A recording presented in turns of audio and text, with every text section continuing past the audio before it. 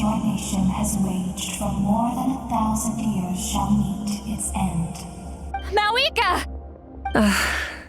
You got here sooner than I expected. What are you doing? Closing the final chapter on the plan that has consumed Natlan for 500... No. For the entirety of our history. We've eradicated the Abyss from Natlan. But its power remains in worlds beyond Teyvat. Tremendous and unyielding. Only by completely restoring the Night Kingdom can we defend against its corrosion in the long run. But the architect of the Night Kingdom is near her end. She lacks the power for such a task, and worse still, if her life force is depleted, the rules of Natlan disappear along with her. We have no need for the Ode of Resurrection right now, but it remains Natlan's strongest defense should the Abyss return one day. So, you're planning to... Yes. My plan is to once again place my life within the sacred flame. 500 years ago, I gave my life for the chance to be reborn in this era, a chance to see all my plans to completion. And now, to sustain the Lord of the Night, I will give my life once more. I respect your decision, Mawika, but this method requires an immense sacrifice.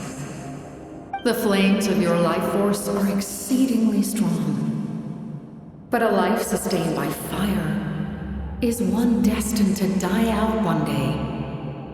What will you do then? I've thought about that. With the Abyss out of the picture for now, the Sacred Flame's power will be consumed at a much slower rate. My life force should be able to sustain it for another 200 or 300 years.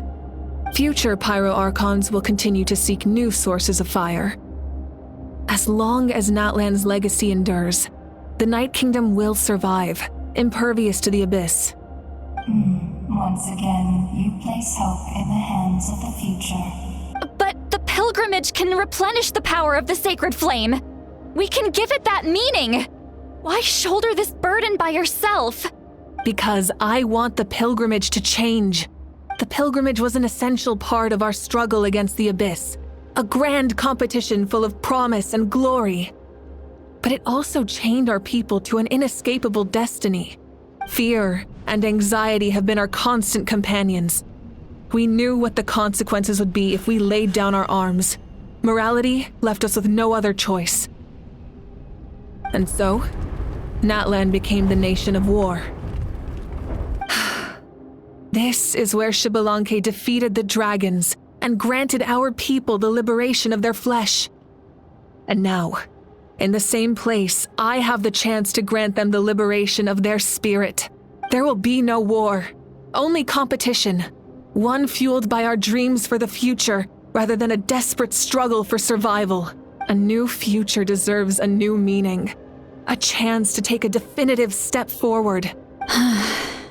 Very noble indeed. But what does any of this have to do with you? You speak of duty, but not yourself. In my eyes, Mawika, you are not inherently special. A child of Natlan among countless others. Yes, the situation is urgent, and the ley lines must be restored right away. But it is too heavy a burden for you to shoulder alone. That is where we differ, Lord of the Night. You see all humans as the same, but I understand what it means to be a leader.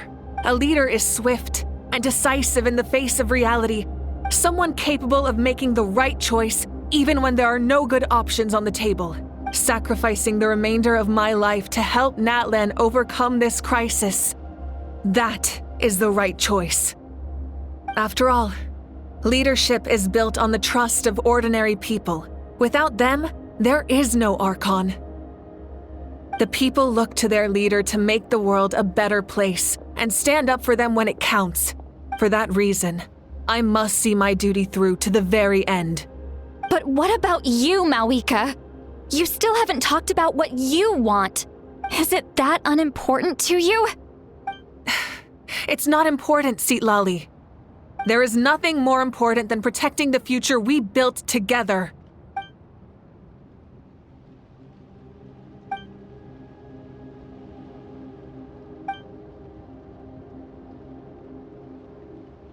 I shall accept Malika's sacrifice for the Lord of the Night as her death, and I will bear witness to the very end.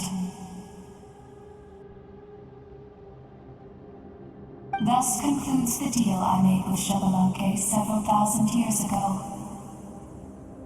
Lord of the Night, you may now begin.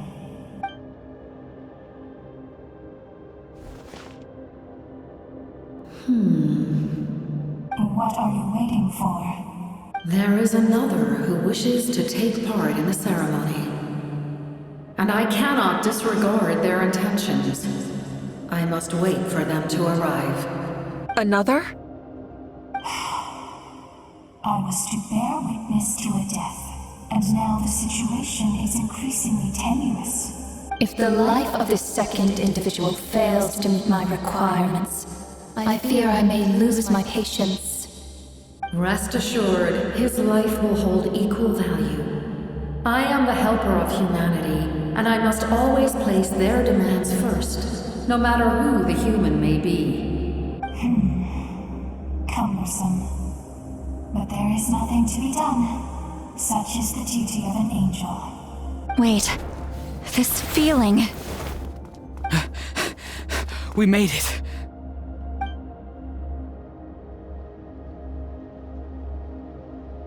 Thank you for showing me the way.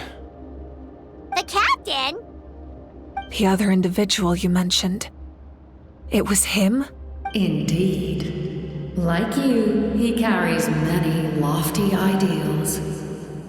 Malika, I understand how you feel, and if I were an ordinary mortal, I would have no reason to stop you. But like you, I've been waiting for this day for too long, and I can offer a better solution. You created this new future, and you deserve to guide its direction. Your life should not end here. But death is the end I have been trying to reach all along. I have come this far to use my death to open the gates of the ley lines to my people. Your people? That's right. They have been with me for the past 500 years. But how? Carrying that many souls within you? There's no way you could keep your consciousness intact. Besides, you weren't affected by the source mechanism like I was. Do you still remember the voice that you heard? It came from my heart. With the help of technology from Conria, my heart was modified to convert memories and souls from the ley lines into knowledge. As a result, I became extremely sensitive to souls, and developed the ability to sense their presence, much like yourself. After encountering countless lost souls during the disaster 500 years ago, I forsook the capacity for knowledge granted by the modification, and used my heart as a vessel instead. The lives of my comrades, as well as many Natlanese, have been stored here ever. And you want to send them home? Yes. The ley lines will not accept them. But by merging my existence with the Lord of the Night, I can become master of the ley lines and change the rules entirely. He expressed this to me, and I agreed. The captain envisions a kinder and fairer set of rules for humanity. In addition, he aims to challenge the authority of the ruler of death. In a word, his goal is revenge. Revenge? After all, it's because of her that I bear the curse of immortality, the curse of absolute life. I now understand that which you seek. Then, bear witness to my resolve and hatred. The people of Conria committed grave sins, and for that, we were cursed to suffer endless physical torment, cursed to witness the demise of everything we held dear. But most of us were innocent. Most of us knew nothing of the Five Sinners' exploitation of abyssal power, myself included. If I sacrifice my life for the Lord of the Night, you get the death you desire. But, at the same time, the curse of immortality would negate the very death you seek. Left unresolved, that paradox could uproot the natural order of this world. Even you, great ruler of death, lack the capacity to bear the consequences of that outcome. Your curse is now the tool with which I will overturn the oppression of the gods. This is my challenge to you. Forsake one of your rules. The choice is yours. Your new heart has limitless potential, and you have wielded it with bravery and honor. I grant you the title of Sentinel Knight. Like the 4 pillars of strength, you will continue to safeguard the glory of Conria. The glory of Conria. Our land, our dignity, and every comrade who fights alongside us. The Night Kingdom is almost destroyed. Our fallen soldiers, your comrades, they have nowhere to go. Huh? What are you doing? Are you taking all their souls with you? You're just an ordinary person. You can't bear that kind of burden. No hero should have to wander alone.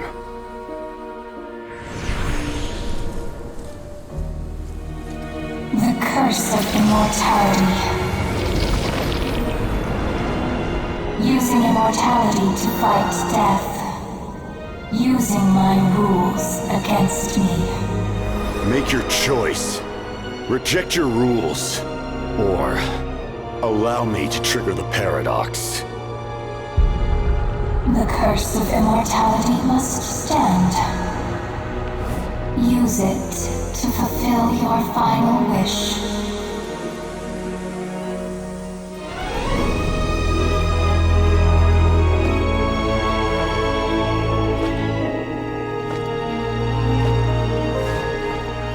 Well fought, my lord. Thank you for everything.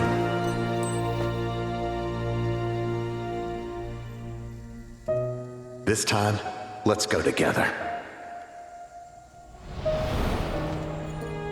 Yes. Let's go together.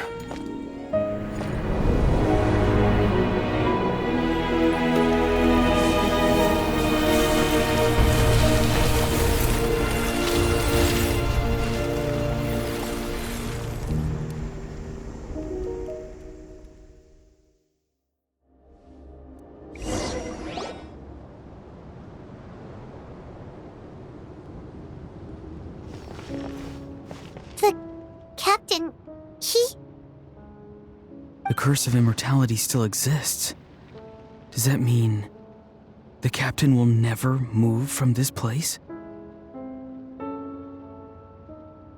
Lord of the Night, is the captain still with us? There is no need to pursue traces of him.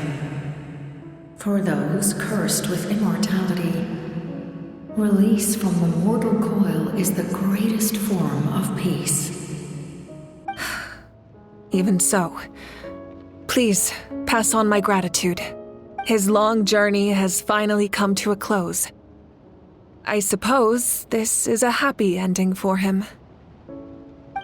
I cannot imagine how much pain he endured over the past 500 years, or how much strength it took to never stray from his goal. There's something I've been trying to figure out. I don't think I ever saw him sleep. I tried to ask him about it on the way here, but he didn't answer. Just like always, he never talks about himself. It's probably due to the voices. When souls merge in a single being, their voices echo endlessly through the mind.